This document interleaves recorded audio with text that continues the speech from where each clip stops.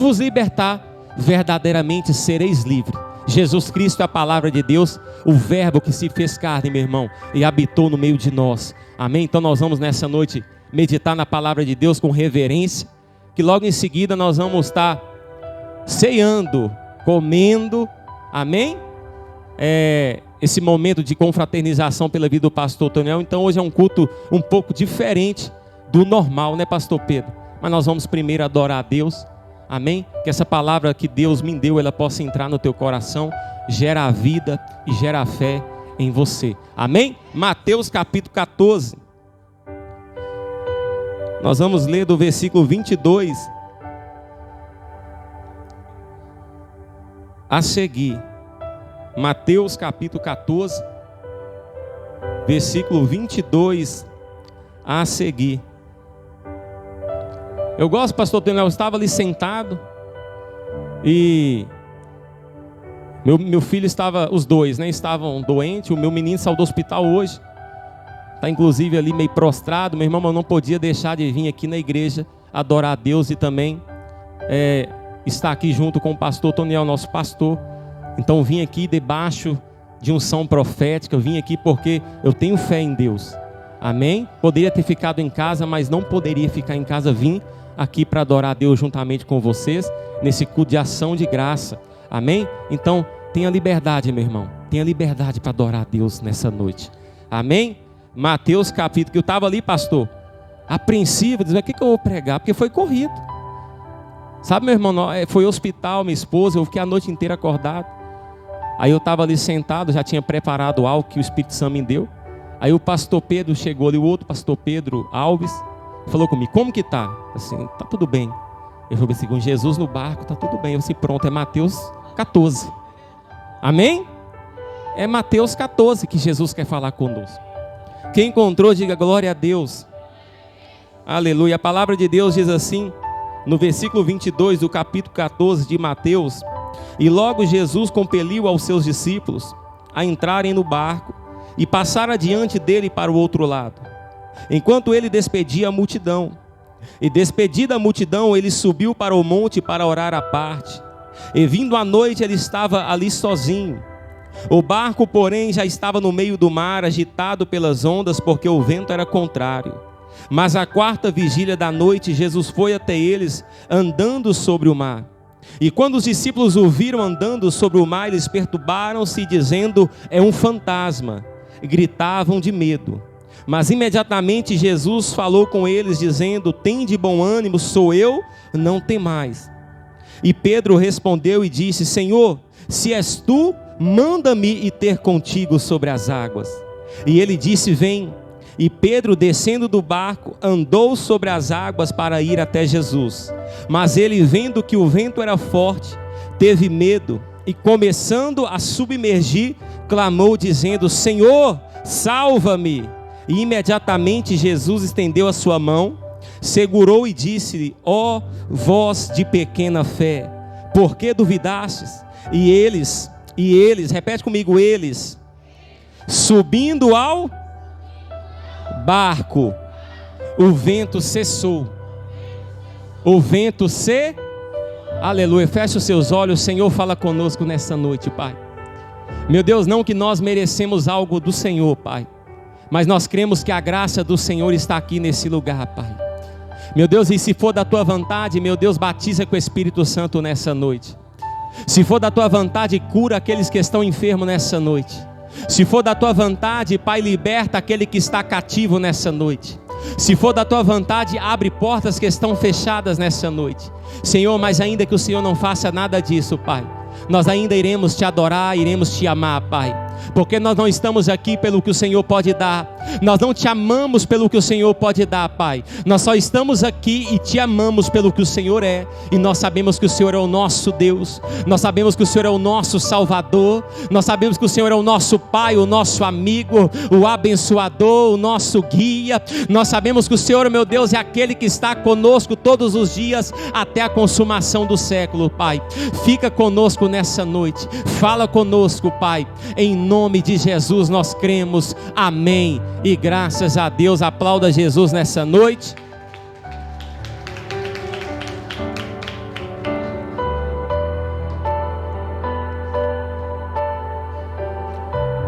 Meus irmãos, o texto que nós meditamos nessa noite é um texto bastante conhecido. É um texto que já foi pregado aqui nessa igreja somente esse ano várias vezes. Mas é um texto que, de uma forma bem breve, ele vai nos mostrar, vai nos dar alguns ensinamentos que nós como igreja, nós temos que entender. Alguns ensinamentos que Jesus ele está mostrando para os discípulos, quando os discípulos estão enfrentando uma tempestade. Eu mesmo já preguei aqui, falando das duas tempestades que Jesus enfrentou com os discípulos. Nós sabemos que essa tempestade de Mateus capítulo 14, ela não é a primeira tempestade que os discípulos vão enfrentar quando esteve com Jesus. A primeira tempestade que os discípulos enfrentam com Jesus é a tempestade que está lá em Marcos capítulo 4, quando Jesus está indo para a cidade de Gadara. A Bíblia diz que Jesus ele entra com os discípulos no barco, e a ordem de Jesus é: passemos para o outro lado. Perceba que na primeira tempestade Jesus está no barco com os discípulos. A primeira tempestade, Jesus ele entra, pastor Pedro, e a Bíblia diz que ele está dormindo na popa do barco. Mas perceba que Jesus ele usa uma palavra de autoridade. Perceba que quando Jesus ele entra dentro do barco com os discípulos, a palavra que Jesus vai usar, irmão Lindomar, é: passemos para o outro lado. É um verbo imperativo. Jesus está dizendo para os discípulos que nada que aconteça no meio do caminho, nenhuma tempestade vai impedir eles de chegarem do outro lado, porque Jesus já está liberando a palavra é: passemos para o outro lado. Nós sabemos que vem uma grande tempestade. Os discípulos despertam Jesus. Jesus repreende o vento, repreende o mar. Jesus repreende a fé dos discípulos. Eles chegam do outro lado. Jesus liberta um endemoniado de Gadara que havia sido possesso por uma legião de demônios. Agora a Bíblia diz em Mateus 14 que Jesus acaba de receber a notícia que João Batista foi decapitado. Recebendo a notícia que João Batista foi decapitado, a Bíblia diz que Jesus ele toma uma decisão. E a decisão de Jesus é de se retirar do meio da multidão. Porque Jesus acaba de perder o seu primo. Jesus acaba agora, pastor Pedro, de receber a notícia que o homem que teve a honra de batizar Jesus no Rio Jordão, o homem que era primo de Jesus, a voz que clamava no deserto, o homem que foi precursor do ministério terreno de Jesus, agora está morto. E Jesus se entristece.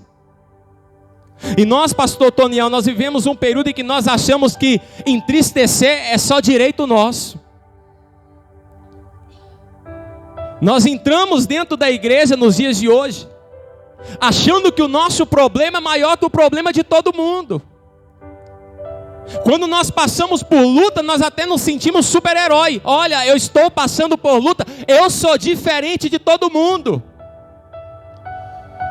E eu aprendo nessa noite que Jesus, o Filho de Deus, o Verbo que se fez carne, habitou no meio de nós. Porque Paulo vai dizer que mesmo ele sendo Deus, não se usurpou ser igual a Deus. Antes mesmo se humilhou a si mesmo, tomando a forma de homem, sendo semelhante à figura humana. Nós estamos falando de Deus. Ele se entristeceu, meu irmão, e eu não vou me entristecer. Jesus, ele quis ficar sozinho, e eu não vou querer ficar sozinho. Só que diferente de mim, de você, Jesus, quando ficava sozinho, ele ia orar, falar com o Pai. Enquanto quando passo luta, eu vou murmurar com meu amigo, com meu vizinho. Jesus está me ensinando. Eu estou triste, mas eu vou orar sozinho com o Pai. A minha Bíblia, a tua Bíblia diz, Mateus capítulo 6, versículo 6, e tu quando orares, entra no teu quarto, fecha a porta do teu quarto, e ora ao teu Pai em secreto, que o teu Pai que te ouve em secreto te recompensará publicamente. Sabe o que Deus está dizendo? Tem tempestades que não cessam, porque ao invés de nós falar com aquele que tem poder sobre tudo e todas as coisas, nós falamos com pessoas que não têm autoridade alguma para repreender o vento e o mar que se levantou na tua vida. Nós temos que entender, meu irmão, só Deus resolve causas impossíveis.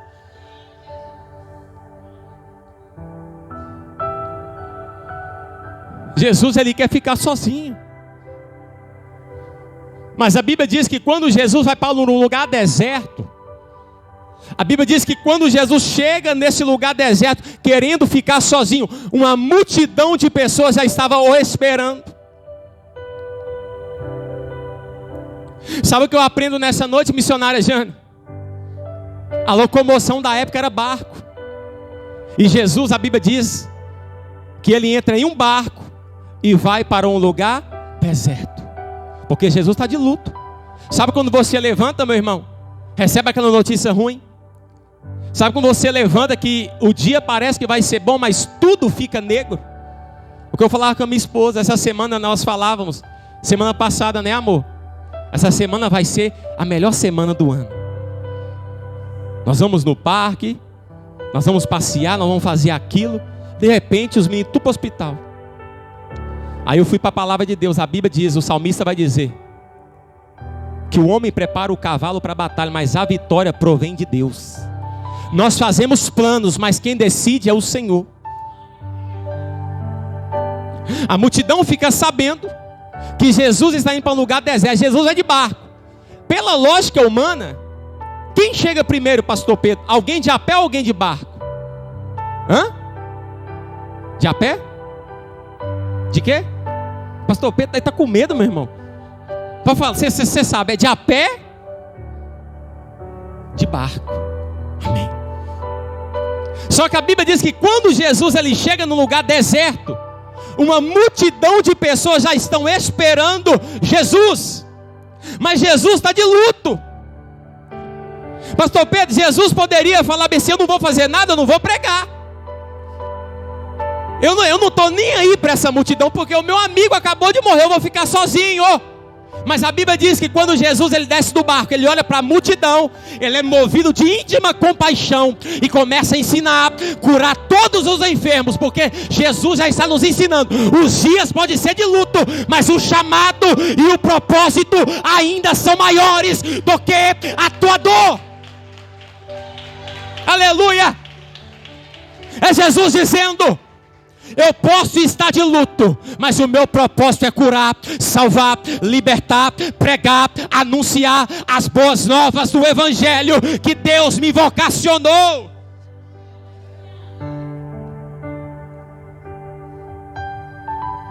Então Jesus começa, meu irmão, a curar. Jesus começa, a Bíblia diz que ele alimenta uma multidão. A Bíblia diz que é 5.000 homens, fora crianças e mulheres. Mas se nós fazemos uma matemática simples, pastor Pedro, era mais ou menos mais de 20.000 pessoas. O maior público da igreja é mulheres. E ter filho, meu irmão, naquela época era uma bênção. Era 10, 15, 20. Então se nós multiplicarmos, vai ser mais ou menos 20.000 pessoas. Jesus alimenta 20.000 pessoas com 5 pães e 2 peixinhos. Sabe o que eu acho lindo? Que enquanto Jesus está curando, enquanto Jesus está fazendo a obra que ele foi enviado para fazer, e o luto que ele estava, e a dor que ele estava sentindo porque havia perdido o teu primo, o teu amigo. Sabe por que é bom quando nós estamos na casa de Deus? Porque todo mundo que está aqui está enfrentando uma luta. Mas é engraçado que já é 8h05, ninguém foi embora. Porque enquanto você está aqui na presença de Deus, você nem lembra que a conta está atrasada, você nem lembra que a doença está na porta da tua casa, você nem lembra. Porque, meu irmão, o vazio que você sente aonde Jesus está, esse vazio é preenchido. Aleluia!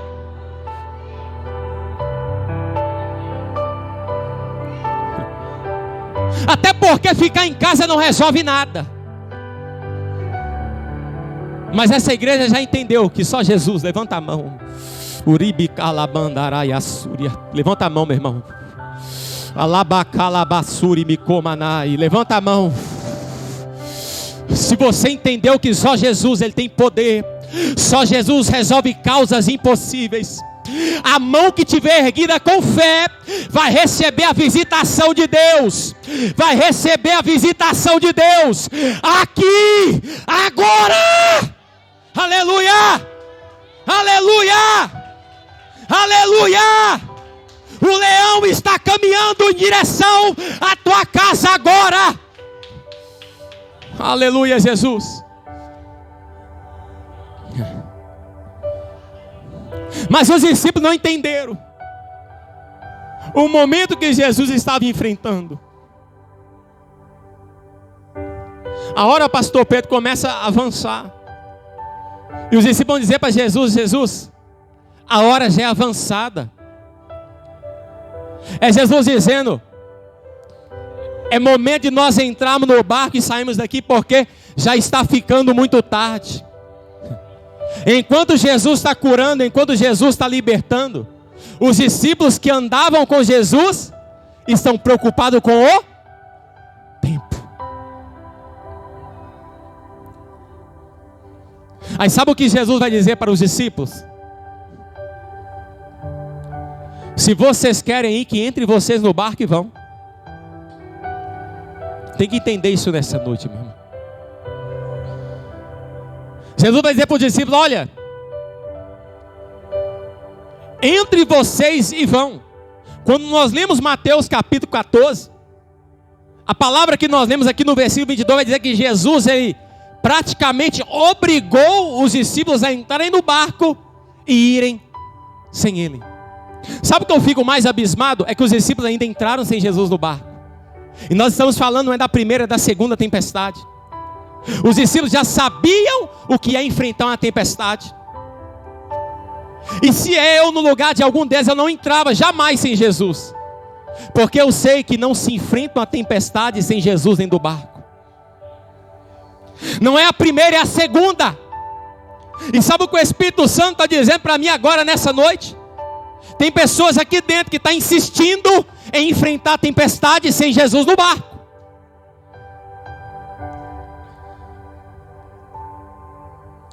Porque quando nós lemos o versículo 32, nós entendemos que o problema da tempestade é o fato de Jesus não estar no barco.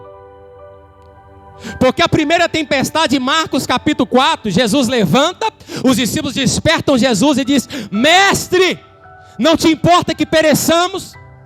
Jesus levanta, repreende o vento, repreende o mar, a tempestade, ocorre grande bonança. Mas na segunda tempestade nós lemos versículo 32. Jesus, ele só entra no barco, o mar se acalma. É Jesus dizendo: o problema da tempestade não é só o vento soprar forte, o problema é que eu não estou dentro do barco. Aleluia.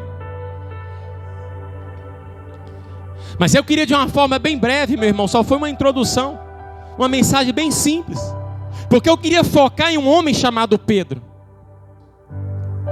Porque quando os discípulos eles entram no barco, a Bíblia diz que a quarta vigília da noite, o que é a quarta vigília? É mais ou menos entre 3 horas da madrugada às 6 da manhã. O barco está no meio, sendo açoitado pelas ondas. Eu imagino o desespero daqueles discípulos, porque agora eles entenderam que o vento está soprando, mas não tem Jesus de Nazaré dentro do barco. Preste atenção. Eu imagino que na primeira tempestade eles até estavam com medo, mas eles tinham 2 coisas que na segunda eles não tinham. Pegou, irmã Helena? A primeira tempestade eles estavam com medo, mas eles tinham 2 coisas. A primeira, Jesus estava no barco. A segunda, eles tinham uma palavra. Qual é a palavra? Passemos. A segunda tempestade, eles não têm mais a palavra e não tem mais o mestre dentro do barco. Mas a Bíblia diz que na quarta vigília da noite, lá vem Jesus andando por cima das águas. A quarta vigília da noite, lá vem Jesus andando por cima das águas. Eu já falei isso aqui, eu vou repetir. Um dia eu perguntei: Jesus, por que tu veio andando por cima das águas? Jesus me falou: o que provocava medo não era água, é Jesus dizendo: aquilo que te tira o sono, aquilo que te provoca medo, eu passo por cima. Aquilo que te provoca medo, eu passo por cima nessa noite. Aleluia! Meu Deus. Tu não entendeu, meu irmão? Jesus já está passando por cima da afronta nessa noite. Jesus já está passando por cima da calúnia. Jesus já está passando por cima do câncer, da AIDS, da bactéria, do vírus. Jesus já está passando por cima aqui, agora. Aleluia!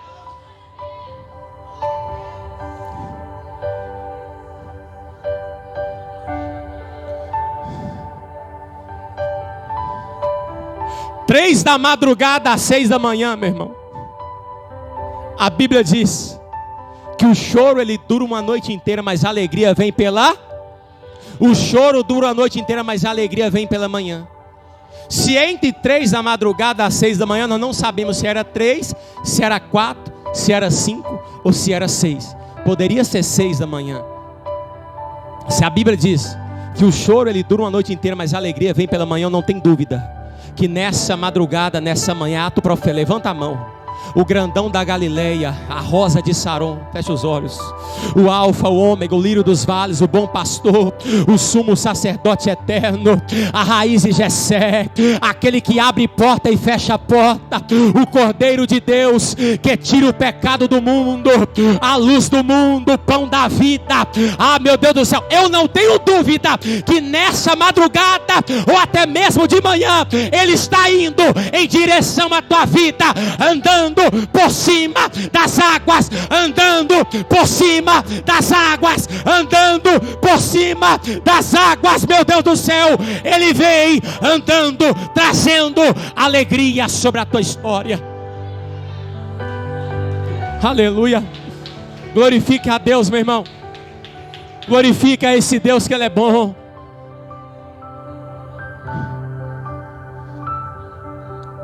Sabe o que eu acho lindo com Jesus?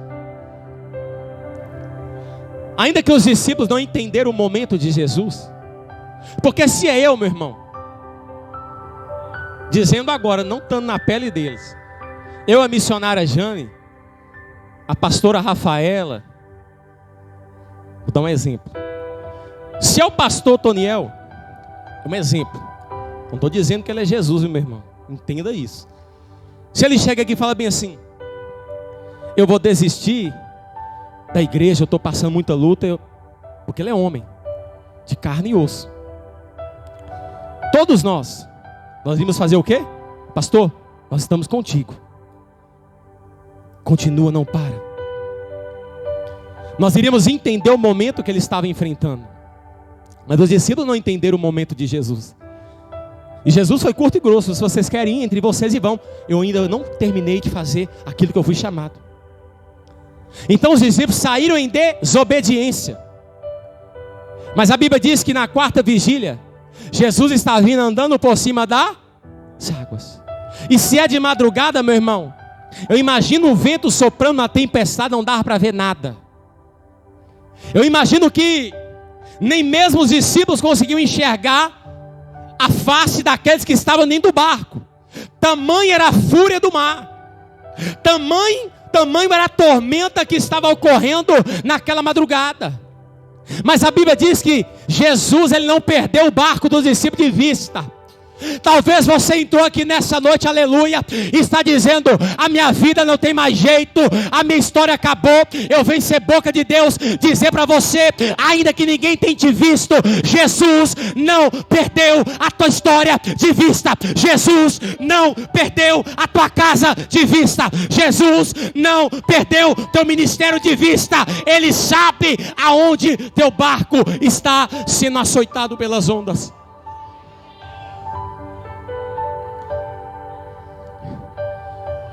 Aleluia. E é engraçado, meu irmão, isso é forte. Jesus poderia chegar para repreender a tempestade quando eles acabavam de sair com o barco. Jesus poderia também repreender no final, mas já teriam quase concluído a travessia. E no começo seria fácil, eles poderiam dizer: Jesus, não precisa nem repreender, é só não voltar o barco. Mas Jesus espera o barco que está no meio, porque a Bíblia diz que o vento era contrário. O que é um vento contrário? Provoca um movimento, mas não provoca direcionamento. O que é um vento contrário? É você ficar rodando em um círculo. Você até acha que você está chegando em algum lugar, mas se você parar para olhar, você só movimenta, só cansa, mas não chega. Todo mundo chega, você não chega, porque o vento é contrário. Existem ventos contrários na nossa vida que só Jesus tem poder para neutralizar. E eu já libero uma palavra nessa noite. Jesus chegou no meio, porque no meio sempre vai ter uma novidade. Perceba que quando você está em uma luta, no meio da luta sempre tem uma boa resposta, uma boa notícia. Então toma posse que nessa noite, 1º de julho, você veio adorar a Deus. Viemos comemorar o aniversário do pastor Toniel, mas nessa noite há uma boa notícia para a tua vida, agora nesse lugar. Aleluia. E sabe o que eu acho mais lindo? Já estou acabando. Que quando Jesus ele vem andando por cima das águas, os discípulos vão dizer: é um fantasma. Homens que andaram com Jesus não reconheciam que Jesus ele tinha toda a autoridade. Sabe o que eu aprendo nessa noite? O evangelho é simples, meu irmão. É quando você passa por uma luta, o Senhor te dá um livramento. Depois de um tempo você passa por outro e você fala bem assim: é possível? Meu irmão, o Jesus que repreendeu o mar uma vez, ele pode repreender outra vez na tua vida. Os discípulos vão dizer: é um fantasma, Jesus está vindo. Eles olham e vão dizer: é um fantasma. E Jesus vai dizer o seguinte: olha, não é um fantasma, sou eu. E de todos os discípulos que estavam no barco, o discípulo que eu mais amo na palavra de Deus é Pedro. Porque Pedro tem características que eu olho para Pedro, eu me identifico. Quando eu era do mundo, mais ainda. Eu poderia citar várias características de Pedro nessa noite. Porque se você estudar a história de Pedro, você vai ver que era um homem problemático. Mas mesmo assim Jesus não desistiu de Pedro. Jesus não desistiu de Pedro. Por quê? Porque Jesus ele pega aquilo que você mais provoca problema e para mudar a tua vida e fazer com que você mude a vida de pessoas. De todos os discípulos, o Pedro é o único que vai se levantar e vai dizer para Jesus: mestre, se é o Senhor mesmo, manda-nos ir ter contigo. E há pessoas que vão criticar a fé de Pedro, porque Pedro ele sai do barco, ele anda por cima das águas. A Bíblia diz que ele, olhando para a tempestade, começa a afundar. Eu já penso diferente, irmã Helena. Se um homem que andou sobre as águas, a fé é pouca, imagina quem não sai do barco. Pegou, pastor Toniel? Se um homem que teve a coragem de descer do barco, andou, mas só afundou porque olhou para o vento. Porque enquanto estava olhando para Jesus, estava andando. Eu aprendo uma coisa: tempestade nenhuma vai te afundar se você focar no autor e consumador da tua fé. Olha para o vento que tu afunda, olha para Jesus que tu caminha sobre as águas. O problema de Pedro não foi a pouca fé, o problema foi olhar para o vento. Se eu fosse olhar para o vento, meu irmão, eu estava lá em casa agora. Se eu fosse olhar para a tempestade, não sou eu, você não estava aqui agora. Mas se você olha para Jesus, nenhuma tempestade te para. Você anda, caminha sobre as águas.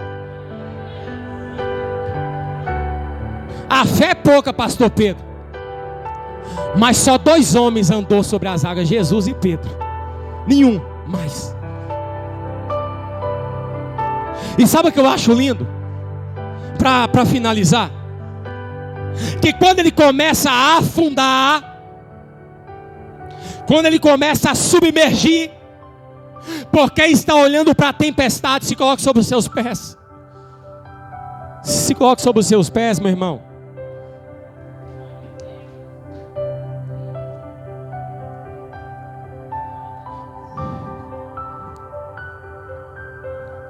Vem cá, irmão Marquinhos. Cadê ele? Irmão Marcos, vem cá. Nós vamos finalizar, eu vou passar para o pastor Toniel. Tenho certeza que ele quer falar algo. Amém? Presta atenção, mas nós vamos fazer um exemplo para que você possa entender. Fica ali, irmão Marcos. De frente para mim, fica ali. Jesus está andando sobre as águas. Ele manda Pedro vir. Ele é Pedro. Quando ele desce do barco e vem, eu imagino os discípulos olhando para ele e dizendo assim: vai afundar. Porque quando você decide fazer algo para Deus, o que não vai faltar são pessoas para te criticar, para falar que você não vai aguentar, que você vai parar no primeiro vento, você vai afundar. Mas não sabiam os discípulos que o vento, o mar, que ia matar Pedro, ia matar eles também.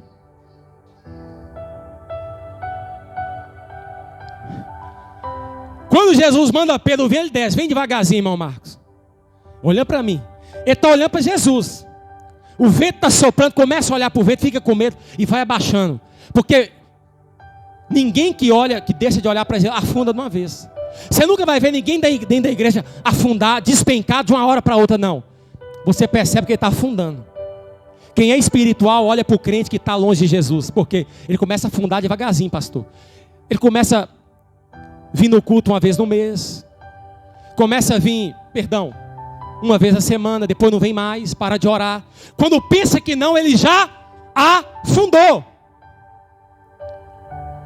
Mas a Bíblia diz que quando o Pedro se vê afundado, ele toma uma atitude. Qual é a atitude dele? Mestre, fala assim: mestre, socorre-me. A Bíblia diz que quando Pedro, que está afundando, ele percebe que vai morrer, vai se afogar, ele volta a olhar para Jesus, já deixa o vento de lado e disse: mestre, me socorre. Sabe por que Jesus é diferente de mim e de você? Porque tem um tanto de gente, meu irmão, pode cair, irmão Marco, que se vê você afundando e vê você gritando por socorro, vai olhar para você, ó. Mas se tratando de Jesus é diferente. Abaixa, irmão Marco, fica meio de joelho, tipo quando estivesse dentro d'água. Olha para você ver. Pedro está afundando. Jesus chega e pega na mão de Pedro.